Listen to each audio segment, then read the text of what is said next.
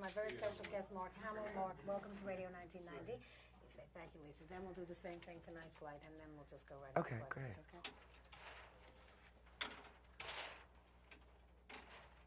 Why isn't this light on? Okay, thank you. Ready, Mike? Close it up.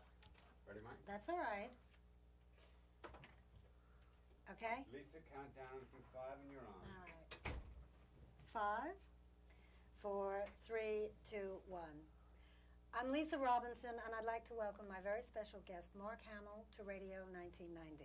Mark, welcome to Radio 1990. Great to be here, Lisa. Okay, we'll do that now. I'm Lisa Robinson, and I'd like to welcome my very special guest, Mark Hamill, to Night Flight. Mark, welcome to Night Flight. Thank you. Okay, can I just start now asking questions? Hold on. Sure. Okay. You have the mustache for the role in Room Service. Yes. Does it help you not get recognized so much? Do you like that? I can never predict, and I don't mind it at all, you know, but sometimes no one knows who I am, and other times a lot of people do. But this mustache doesn't read very well. It's too blonde. But I put some mascara on it, and I have my hair slicked back. Room Service to me is just a real turning point in my career because it's totally different from anything I've ever done before. It's comedy, and I play a real sleazeball. You play the Groucho Marx role, Yes. don't you? The one that he played in the movie. And Sam Levine played it on Broadway. Those are two hard things to top, aren't they, in a way?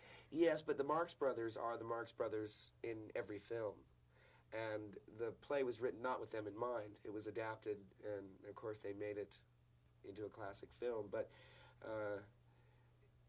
I don't think there's really any chance of comparison. I certainly hope not. I wouldn't want to compete with Groucho.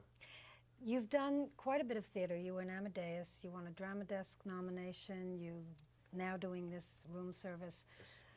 Do you still feel that people will constantly, for the rest of your life, associate you with Luke Skywalker? No, I don't. The person who helped me, when I met Mickey Rooney backstage at Sugar Babies, he said, "Do you know how long I was Andy Hardy?"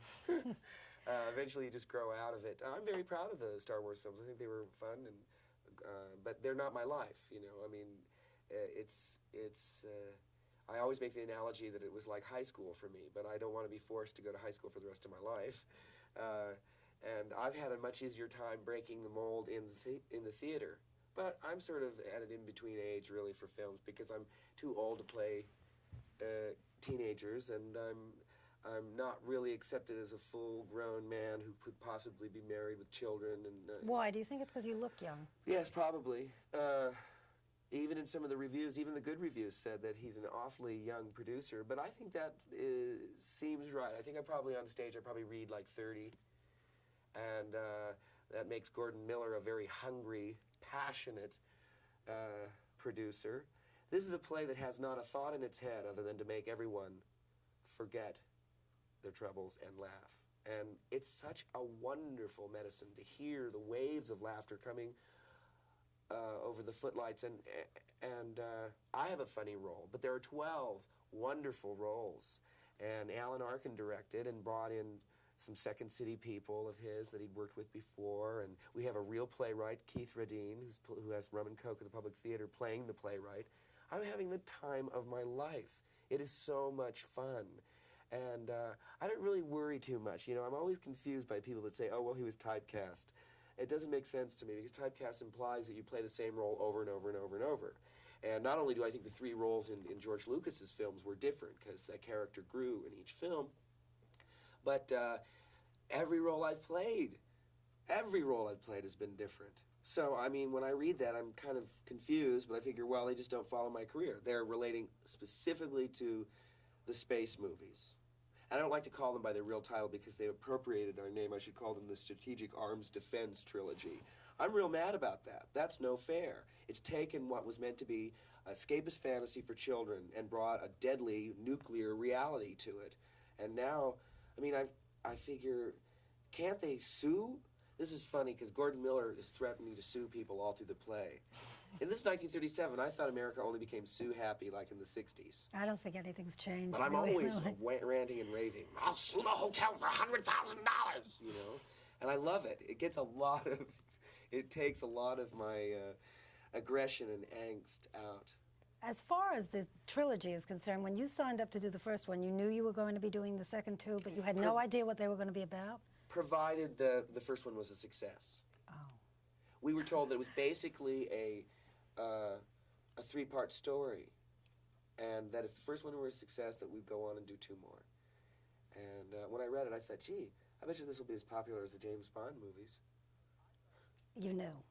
I thought it was, sure. I mean, I didn't think it was going to be, I didn't think we'd have bubblegum cards and coffee mugs. coffee mugs. I didn't think I'd be a toothbrush. But How do you feel about all that merchandising? Well, when I was little, I remember all the Beatles merchandising. I think it's supply and demand. You know, if kids really, really take to a film like that, then they want to eat it and sleep on it and wear it. I read that you said you loved being in the Marvel comic, because Sure. particularly when you were a kid, your father didn't let... Wait Yes. a minute. Well, that could be my agent. Let me do that again. You said that you like... What? Let me unhook the phone. Okay, stand by. I'm going to undo the phone. Mark, could you pull your sweater down, please? Sure. Yeah, microphone. The monitor, can you see the monitor? I can see the monitor. I can't see. It's all right now. Oh, I see. Okay. That was your agent. Ooh. Also. How exciting. I'll sue him. I'll sue her. Okay? The other phone's off. We don't have to start and stop again, right? We can just go? Mike? Moment. What I'm going to do is I'm just going to pull that through a wide shot. So I'm not cutting it. Oh, I've got to stop smoking. It's so terrible. Because then I can just feel myself wanting to smoke. It's very bad. Well, you're not smoking now. Don't No, worry I'm about not, but I'm thinking Okay, of it. Liz. You said that you were very pleased to be in a Marvel comic. Sure. Particularly, you said your father didn't let you have comics in the That's house right. when you were a kid. That's right. Well, one of my hobbies is collecting Golden Age comic books, DC and Marvel, and it's a hobby. And I think it probably was fueled by the fact that they were forbidden when I was a kid. And You let your kids have all that stuff. sure, You have a garage full of all the stuff from Star yes, Wars? my apartment in New York doesn't really hold everything, so we have sort of a large attic and garage out in California. Although who knows, it might have slid into the Pacific Ocean by now. Do you think there are a lot of kids that are really intense, you know, these science fiction fanatics, Yes. and the kids that really were aware of you from Star Wars? Do they come see your play, any of them? Do you think there's a crossover audience in that Well, way? I don't really know, because I don't have a really a way of knowing that. I know that a lot of younger people have come and are at the stage door, and I think they're much more accepting of the fact that I am an actor who has a career and a life outside of that than most people would give them credit for.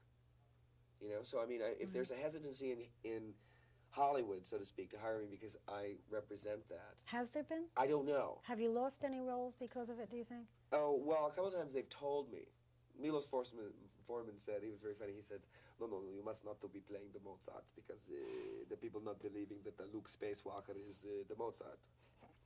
But he was very upfront about it, and I appreciated that rather than getting my hopes up that it was possible that I would be playing the role. Well, wouldn't you rather have at least had a chance to read for it? I mean, you did do it in the National Theater Company, Yeah, but he didn't right? want anybody that was recognizable to anyone. Dustin Hoffman wanted to play Salieri, and I think it would be very hard for me to say no to Dustin Hoffman, because I think he's a wonderful actor. But, you know, Milos had that in his mind, and he made a beautiful film. I don't worry about it. See, you know, it's funny. I don't think about those issues day by day. I live my life, and I'm having a ball playing in this play. There's talk of it moving to Broadway. Everyone's very excited. We got wonderful reviews. And I have two great children, and I'm very happy right now. Do you like rock music? Yeah, I do. Who do you like particularly? Well, What's I'm the- actually, my favorites were the 60s. You know, I remember in the top 10 you could have Motown and the Beatles and the Kinks and the Who, Marvin Gaye, all at once. Right now, I mean, I looked at the top 10 the other day and I thought this would never happen before, but there were like two groups there I'd never heard of. And I thought, oh my God, I must be getting old to not recognize two people on the top 10. And I sort of slid away. I don't read Rolling Stone anymore. And I did buy the Hall of Fame issue, but I probably shouldn't admit this on Radio 1990.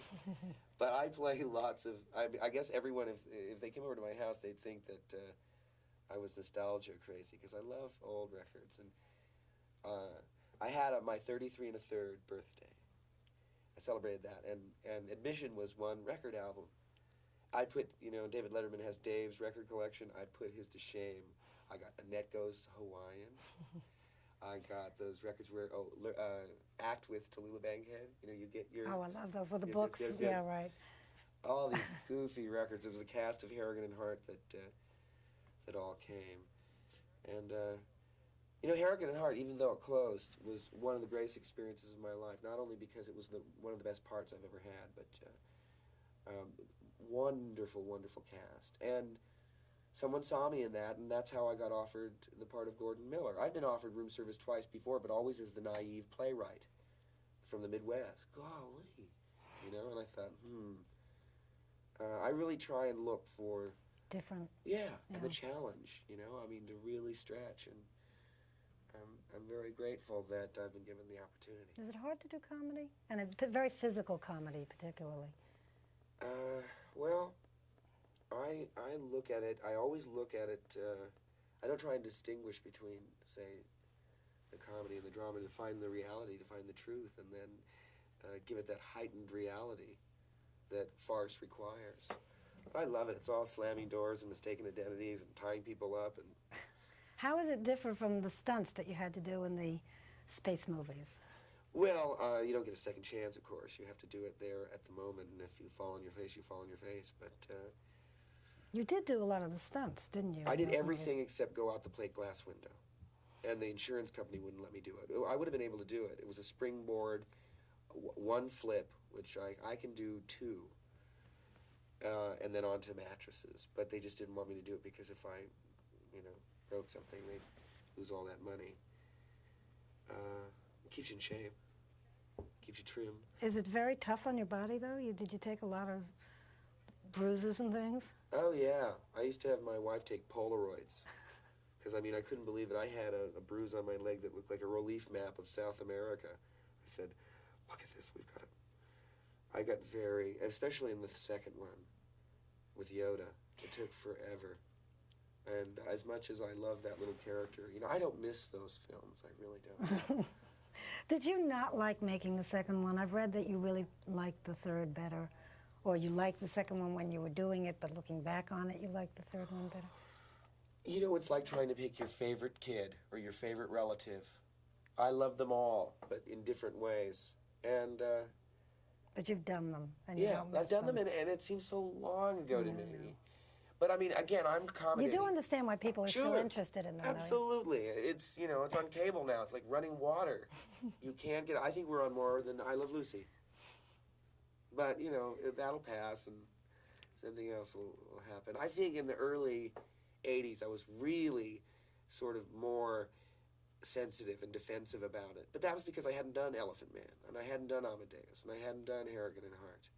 I hadn't done Room Service. Now, people are accepting me on my own, and I can sort of take a little breather and relax and not be so uptight about it.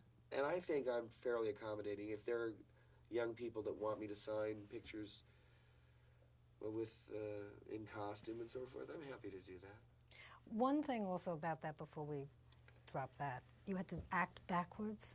Oh, yeah. How did you do that? Well, I went through the motions the correct way.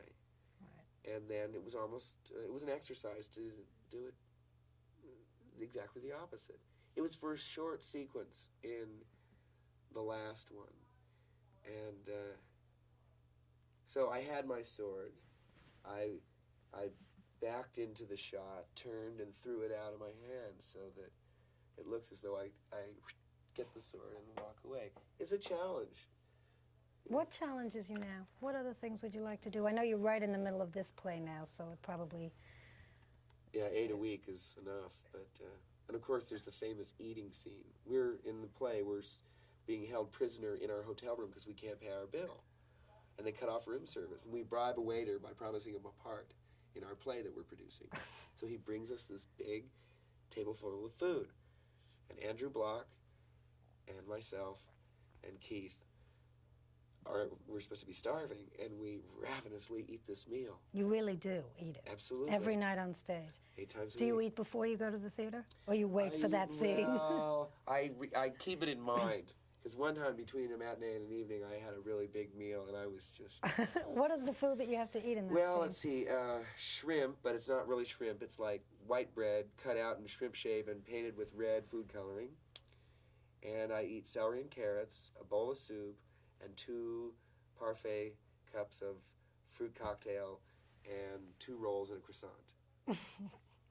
And I'm supposed to be starving. And is it like a Tom Jones kind of eating scene? Well, no. Tom Jones is a little more erotic and sort of...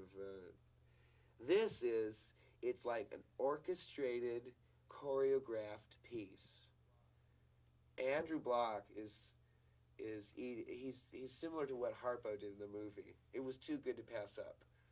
We tried to stay away from the movie, but he stabs these little potatoes, and he never stops. He just boom, boom, boom, boom, boom, boom. He never stops, and he eats this whole bowl of potatoes, and it's carefully. We worked it out in rehearsal and said, oh, keep that, don't do that, keep that, and then we worked it out. A, B, C, D. We do the same thing every night. I do the soup, and I do the celery and carrots, so that it all is orchestrated, and the audience goes berserk. I mean, they're falling out of their chairs.